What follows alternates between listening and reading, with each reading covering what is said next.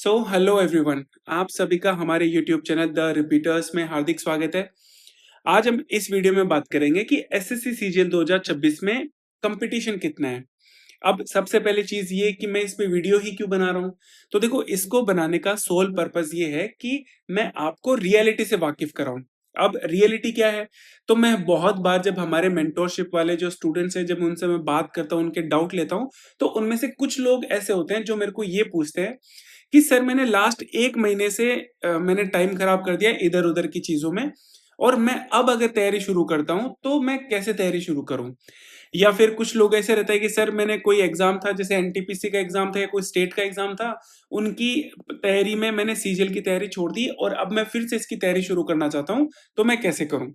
तो मैं उनको समझाने के लिए तो कह देता हूँ कि कोई बात नहीं है, वैसे भी हमारा एग्ज़ाम पोस्टपोन हो गया है, पहले अगस्त में लगने वाला था, अब हमारा सितंबर में लग रहा है। तो आपका जो टाइम खराब हो गया, उतना हमको टाइम ऑलरेडी मिल चुका है, तो आप फिर से शुरू कर दें। और उनको मैं सब्जेक्ट वाइज बता देता हूँ कि आप इस सब्जेक्ट में ऐसे ऐसे कर लें। लेकिन मेरे मन में ये चलता रहता है कि यार, ये लोग सीजीएल के कंपटीशन की ग्रेविटी को समझते क्यों नहीं है।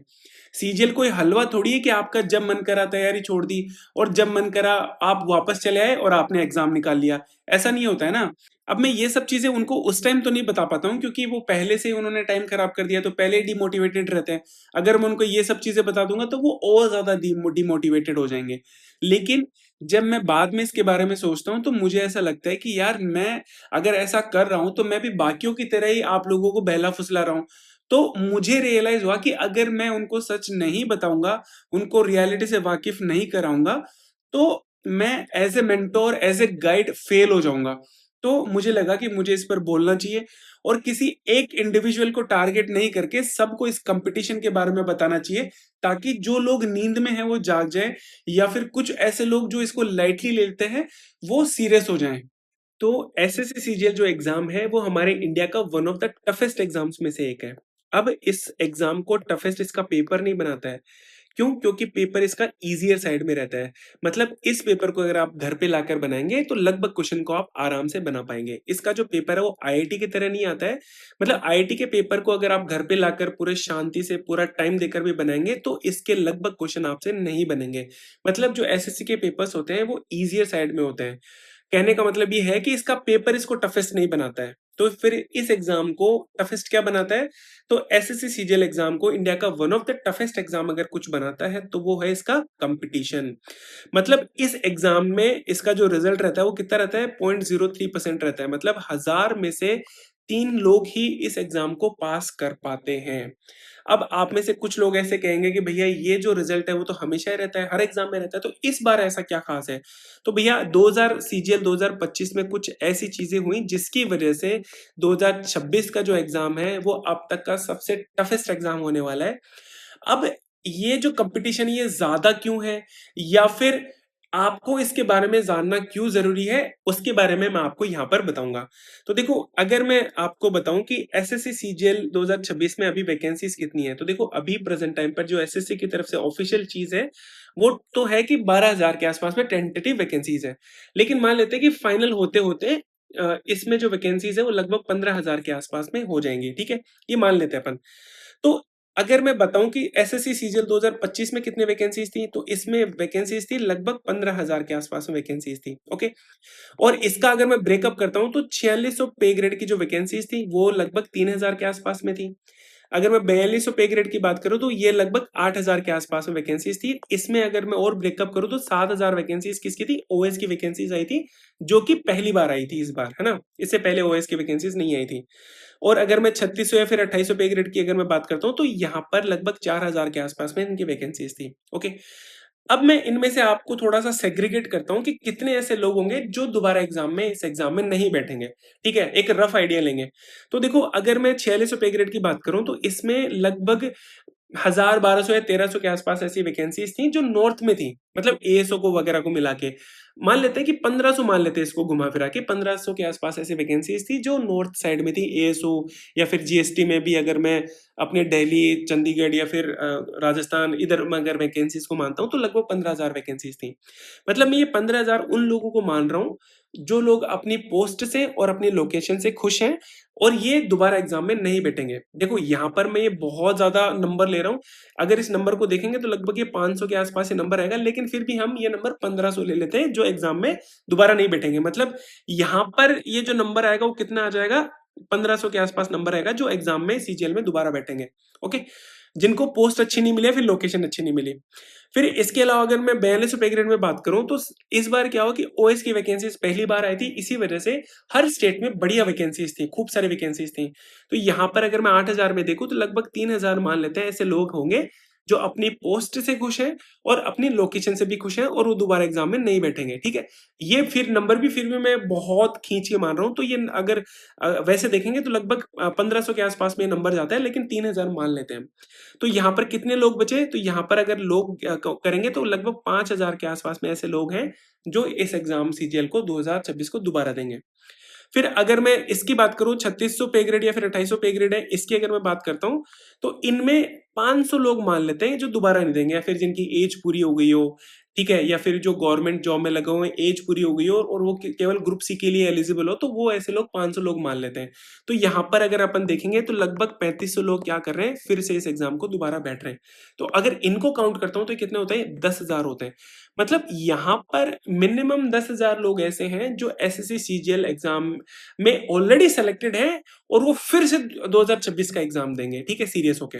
ओके, अब ये तो बात हो गई सेलेक्टेड लोगों की। अब इस बार क्या हुआ था, जिसे मैंने बताया ना कि कुछ अलग हुआ था, तो अलग क्या हुआ था, अलग ये होता कि सीजीएल 2025 में एक पेपर हुआ था कंप्यूटर का, जो कि क्वालिफाइंग इन नेचर होता है। इस कंप्यूटर का पेपर को एसएससी ने बहुत ज्यादा टफ बना दिया, इतना टफ बना दिया कि इसका जो क्वेश्चंस थे वो आउट ऑफ सिलेबस थे।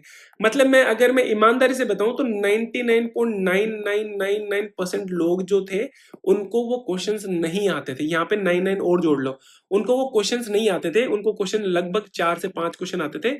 लेकिन कुछ लोगों के नंबर आए, वो कैसे, तुक्के मार के आए, मतलब उन्होंने कुछ मार्क करा और उनके नंबर आ गए। तो कुछ ऐसे लोग थे जिनका सिलेक्शन 2025 में हुआ। लेकिन कुछ ऐसे भी लोग थे कि भाई जिनका तुक्का नहीं बिड़ा, उनके ज्यादा नेगेटिव हो गए, उसने सारे अटेम्प्ट कर दिए क्योंकि उनको लगा कि यार क्या पता ये वाला बन सकता है और वैसे भी मेरे नंबर नहीं बन रहे, तो एक बार सबको अटेम्प्ट कर दो, क्या पता मेरा सिलेक्शन हो जाए। तो यहाँ पर कितने सारे लोग थे, मतलब मैं पर्सनली कितने सारे लोगों को जानता हूं जिनके 328, 337, 343 के आसपास मार्क्स थे।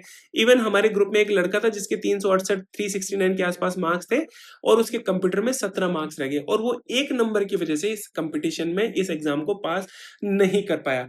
तो ये जो लोग थे जो सिलेक्शन के लायक थे, मतलब वो कट ऑफ को इजीली क्रॉस कर रहे थे, इवन कुछ लोग तो बढ़िया रैंक भी लेकर आ रहे थे, लेकिन उनका फाइनल लिस्ट में नाम नहीं आया कंप्यूटर की वजह से। तो ये कितने ऐसे लोग थे, तो अगर मैं इस नंबर को मानूंगा ना तो लगभग 8,000 से भी ऊपर ये लोग होंगे जिनके साथ में ऐसा हुआ। लेकिन इनको इतना नहीं मानकर मान लेते हैं हम 4,000 के आसपास में मान लेते हैं, 4-5,000 के आसपास में। तो ये कितने लोग हो गए, 10,000 तो ये थे और ये यहाँ पर तो 14,000 के आसपास ये लोग ऐसे हो गए।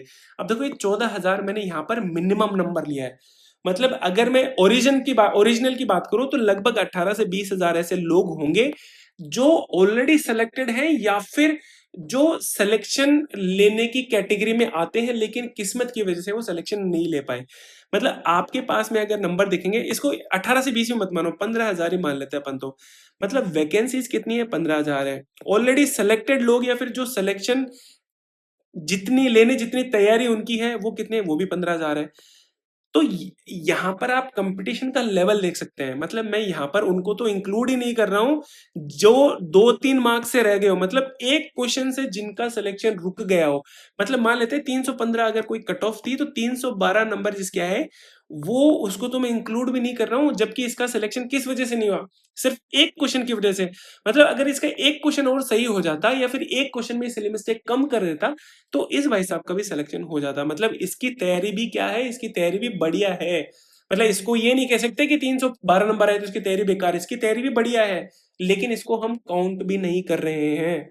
ये लोग ऑलरेडी 15,000 हो चुके हैं जो वैकेंसीज को फिल कर रहे हैं।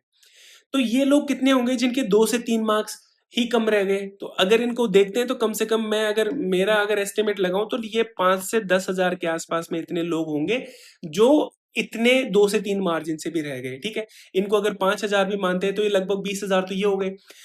तो यहाँ पर ऐसे लोग जिनके 5 से 20 मार्क्स से वो सिलेक्शन से रह गए, या फिर ऐसे मान लेते हैं कट ऑफ अगर 315 है तो 295 से 310 के बीच के जो नंबर स्टूडेंट्स हैं उनका क्या, वो तो कंपटीशन में कहीं है ही नहीं।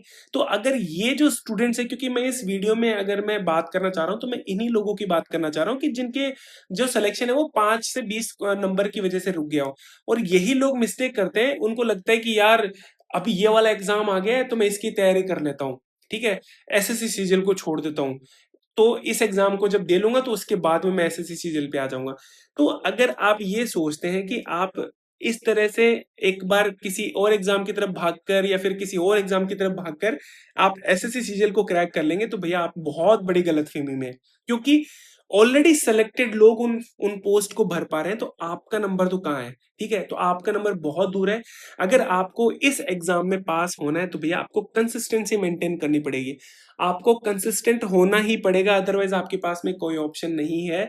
आप फिर लगातार बार बार एग्जाम देते जाएंगे और पंचवर्षीय योजना आपकी बन जाएगी इस चक्कर में। ठीक है, अगर आप चाहते हैं कि आपकी पंचवर्षीय योजना नहीं बने और आप चाहते हैं कि एसएससी सीजीएल 2026 में आपका सिलेक्शन हो, तो भैया आप सिर्फ एक एग्जाम की तैयारी करें, चाहे फॉर्म आप चाहे 10 एग्जाम्स के भर दें, लेकिन अगर आपको सीजीएल में सिलेक्शन लेना है तो आपको तैयारी एसएससी सीजीएल की करनी होगी। चाहे भले ही साथ में आप फॉर्म्स चाहे कितनों के ही भरे, उससे कोई फर्क नहीं पड़ रहा है। तो कंसिस्टेंसी आपको मेंटेन करनी है। ठीक है, तो मेरा इस वीडियो को बनाने का यही पर्पस था कि मैं आपको थोड़ा समझा सकूं कि जो लोग नींद में हैं या फिर जो लोग इधर उधर टाइम पास करते हैं या फिर जो एग्जाम पोस्टपोन होने की वजह से खुद को डिले कर रहे हैं कि यार मैं एग्जाम पोस्टपोन हो गया, मैं भी थोड़ा लेजी लेजी सा हो जाता हूँ, बाद में कर लेंगे जब एग्जाम आएगा तब, या फिर डेट आएगी तब कर लेंगे। तो भैया आपको अगर आप एक एक दिन अगर आप मिस कर रहे हैं ना तो आप सिलेक्शन से पीछे होते जा रहे हैं, क्योंकि यहाँ पर कंपटीशन आप लोगों के बीच में नहीं है। आप लोगों का मतलब होगा कि ये जो 295 और 300 वाले हैं ना, इनकी मैं बात कर रहा हूँ। ये कंपटीशन आपके बीच में नहीं है, ये कंपटीशन किनके बीच में है? आपको किन से फाइट करना है? ऑलरेडी सेलेक्टेड लोगों से फाइट करना है। ठीक है, अगर इनसे आपको फाइट करना है, और मैं यहाँ पर स्पेसिफिकली क्यों मेंशन कर रहा हूँ आपको पता है?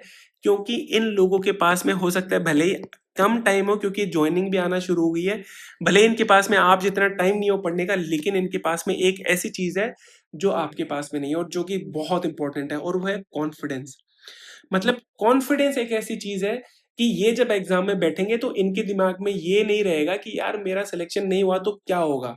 मतलब इनके दिमाग में ये रहेगा कि इस बार अगर मेरा नहीं भी होता है तो क्या हो गया, मेरे पास में तो ऑलरेडी एक जॉब है, मैं ऑलरेडी सेलेक्टेड हूँ, मेरे पास में सैलरी आती है, अगर इसमें नहीं होता तो कोई बात नहीं, अगली बार और अच्छे से ट्राई कर लेंगे। लेकिन अगर ये लोग जो जिनके नंबर 295 से 310 के बीच में आए हैं, अगर इन लोगों की मैं बात करूं तो इनके पास में वो कॉन्फिडेंस नहीं है। उनके दिमाग में एग्जाम में जब बैठेंगे तो उनके दिमाग में क्या चलेगा कि यार पिछली बार की तरह भी इस बार अगर मेरा नहीं हुआ तो मैं क्या करूंगा, मैं घर वालों को क्या मुंह दिखाऊंगा, या फिर मैं खुद से क्या बोलूंगा, या फिर मैं सिलेक्शन होने के लायक भी रहूंगा कि नहीं रहूंगा। ठीक है, तो ये सारी चीजें आपके दिमाग में आएंगी। तो ये मत देखिए कि उनके पास में टाइम नहीं है, उनके पास में भले आपसे कम टाइम होगा लेकिन उनके पास में वो कॉन्फिडेंस है। ठीक है, तो उसके लिए अगर आप इन लोगों को अगर आपको बीट करना है, उस कॉन्फिडेंस को बीट करना है, तो भैया आपको मेहनत करनी पड़ेगी। डेली के मिनिमम 10 घंटे आपको पढ़ना पड़ेगा, इससे कम से आपका काम नहीं चलना पड़ेगा, काम नहीं चलेगा। और ये 10 घंटा पढ़ना नहीं, 10 घंटा आपको स्मार्ट स्टडी करनी होगी। ठीक है, अब ये स्मार्ट स्टडी क्या होती है इसको लेकर मैंने बहुत सारी पहले वीडियोस बना चुका हूं, मैं उनको जाके देखिए। अभी मेरा पर्पस है कि आपको मैं थोड़ी सी एक कंपटीशन की ग्रेविटी समझाऊं कि इस एग्जाम में कितना कंपटीशन है। ठीक है, तो मुझे इस वीडियो में इतनी चीजें बतानी थी। आई होप आपको समझ में आया होगा, या फिर जो नींद में थे वो जगे होंगे, या फिर जो सीरियस नहीं थे वो थोड़े सीरियस हुए होंगे। और अगर जो वीडियो एंड तक देखता है तो मैं चाहता हूं कि आप कमेंट में बताएं कि आपने पूरा वीडियो देखा है और आपको इससे हेल्प मिली है। ठीक है, आप थोड़े जागे हैं, या फिर इसके अलावा भी इस वीडियो से रिलेटेड या फिर कोई और भी चीजों से रिलेटेड अगर आपको कुछ पूछना है तो आप कमेंट बॉक्स में कमेंट करिए, मैं आपको उनके जवाब दूंगा। ठीक है, तो इस वीडियो में इतना ही। धन्यवाद।